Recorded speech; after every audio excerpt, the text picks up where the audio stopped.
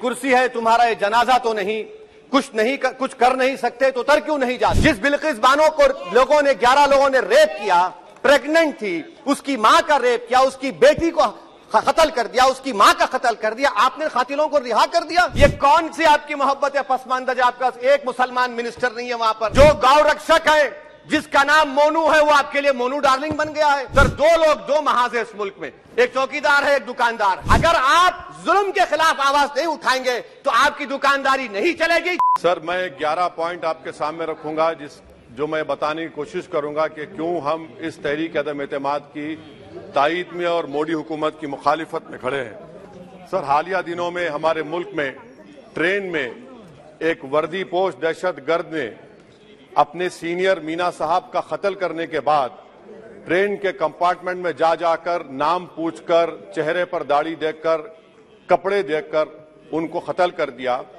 और उसके बाद उसने कहा कि इस देश में रहना है तो मोदी को वोट देना पड़ेगा। मैं हुकूमत से जानना चाहूंगा कि क्या ये अक्सरियती तबके की एक्सट्रीमिज्म और रेडिकलाइजेशन की बेहतरीन मिसाल नहीं है? और अगर है तो फिर हुकूमत इस पर क्या करेगी? सर, हमारे आइन में, संविधान में लिबर्टी ऑफ कॉन्शियस को लिखा गया, तमहीद में, यानी जमीर की आजादी का जिक्र किया गया है। मैं हुकूमत से और खास तौर से वजीर आजम से जानना चाहता हूं कि कहां गया इस हुकूमत का जमीर, कॉन्शियस जिसको अंग्रेजी में कहते हैं, जब नूह में 750 इमारतों को बगैर ड्यू प्रोसेस फॉलो किए उनके इमारतों को मुनज़्ज़म कर दिया गया, और इसलिए कि वो मुसलमान थे, पूरे के पूरे इलीगल थे। इसीलिए पंजाब की हाईकोर्ट और हरियाणा की हाईकोर्ट ने कहा कि ये एथनिक क्लेंसिंग है। इसकी एक बेहतरीन मिसाल है उस हुकूमत की। तीसरी है कि इस मुल्क में एक नफरत का माहौल, बल्कि एक आतिश को पैदा कर दिया गया, मुसलमानों के खिलाफ नफरत का माहौल। ये 9 साल का इनका ये कारनामा है। तीसरा, सर, मणिपुर के ताल्लुक से कल बड़ा लंबा जवाब वजीर दाखिला ने दिया। सर, आसाम राइफल के ऊपर केस बुक हो जाता है, FIR हो जाता है। क्या हो रहा है वहां पर? कहां गया आपका कॉन्शियस, कहां गया आपका जमीर जब वहां की महिलाओं की अस्मत रेजी की जा रही है? और आप मुख्यमंत्री को नहीं हटाना चाहते इसलिए क्योंकि वो कोऑपरेट कर रहा है। सर, मैं हरियाणा और मणिपुर के वजीर आला के लिए किसी शायर ने अच्छा कहा था कि कुर्सी है तुम्हारा ये जनाजा तो नहीं, कुछ कर नहीं सकते तो उतर क्यों नहीं जाते। आखिर कहां गया? उन ताबूतों में खो गया कि आपका कॉन्शियस, आपका जमीर, जहां पर 50,000 लोग बेघर हो गए, यानी 6 लाख हथियारों को लूटा जा रहा है। आखिर कौन सा आप इंचार्ज वहां पर हैं? सर, 14 पॉइंट हिजाब को एक मसला बना दिया गया और मुस्लिम बच्चों को तालीम से महरूम कर दिया गया। क्या ये आपका लिबर्टी ऑफ कॉन्शियंस है? कहां गया आपका जमीर? सर, अभी आपने फाइनेंस मिनिस्टर साहबा ने कहा, यहां पर DMK के मोहतरमा कनीमोजी ने महाभारत के द्रौपदी का जिक्र किया। मैं ये पूछना चाहता हूं, बिल्किस बानो इस देश की बेटी है या नहीं? जिस बिल्किस बानो को लोगों ने 11 लोगों ने रेप किया, प्रेग्नेंट थी, उसकी मां का रेप किया, उसकी बेटी को कत्ल कर दिया, उसकी मां का कत्ल कर दिया, आपने कातिलों को रिहा कर दिया। ये आपका कॉन्शियंस है? ये आपका कॉन्शियंस है? आप तो मेजोरिटेरियन पॉलिटिक्स को फरोग दे रहे हैं। सर, चौथा, आज चाइना के ऊपर कोई नहीं बोलते हैं। प्रधानमंत्री मोदी ने उस वक्त 2013 में जब प्रधानमंत्री नहीं थे कहा था कि समस्या बॉर्डर पर नहीं, दिल्ली में है। अगर हम अपनी जमीन पर हैं तो डिसएंगेजमेंट क्यों कर रहे हैं? क्या आज चीन हमारी जमीन पर नहीं बैठा है? क्या आज चीन से आप बातचीत कर रहे हैं? आप डिसएंगेजमेंट कर दिए। बताइए डीएस्केलेशन, डी-इंडक्शन कब होगा? मैं आपके जरिए से हुकूमत को बता रहा हूं कि अगर प्रधानमंत्री ने अहमदाबाद में शी जिनपिंग को बुलाकर झूला झुलाया था, क्या हुआ? क्या नतीजा निकला उसका? चेन्नई दिखाया, क्या नतीजा निकला? सर, इसलिए चीन पर बोलिए, चीन को उखाड़ कर फेंकिए। सर, और एक पॉइंट जिस पर मैं मुखालिफ तायीद में खड़ा हूं, हाई इन्फ्लेशन है इस मुल्क में, हाई अनएम्प्लॉयमेंट है, स्टैग्नेटिंग कंजम्पशन है। इसकी वजह से महिलाओं में हाई एनीमिया लीड कर रहा है। ये हुकूमत इसकी जिम्मेदार है। सर, कुलभूषण जाधव कहां है? पाकिस्तान में बैठा है, आप क्यों नहीं लेके आते? आप विश्वगुरु कहते हैं, कुलभूषण जाधव को भूल गए आप। कतर में 8 नेवी ऑफिसर 1 साल से जेल में हैं, आप नहीं ला सके उनको। सर, और एक चीज, 1991 का प्लेसेस ऑफ वर्शिप एक्ट इस ऐवान में पास किया गया था कि तारीख के जख्मों को नहीं खुरेदा जाएगा।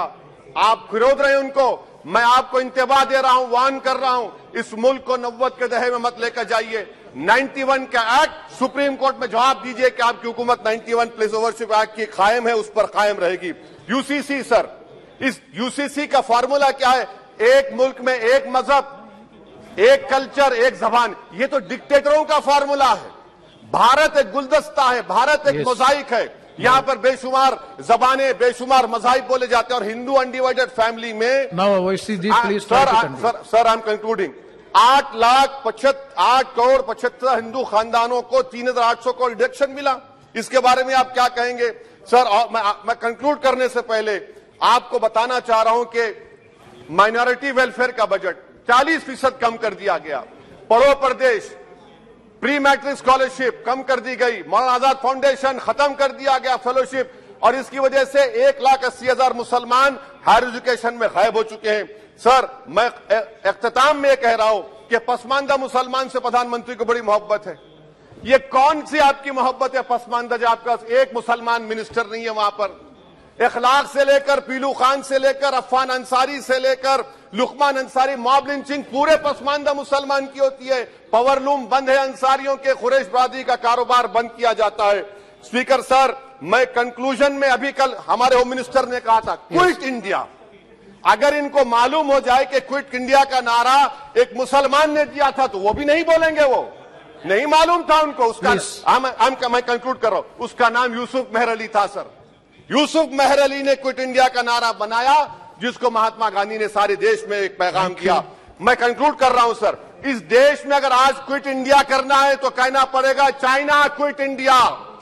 जो गौ रक्षक है, जिसका नाम मोनू है, वो आपके लिए मोनू डार्लिंग बन गया है, उसको कहिए क्विट इंडिया।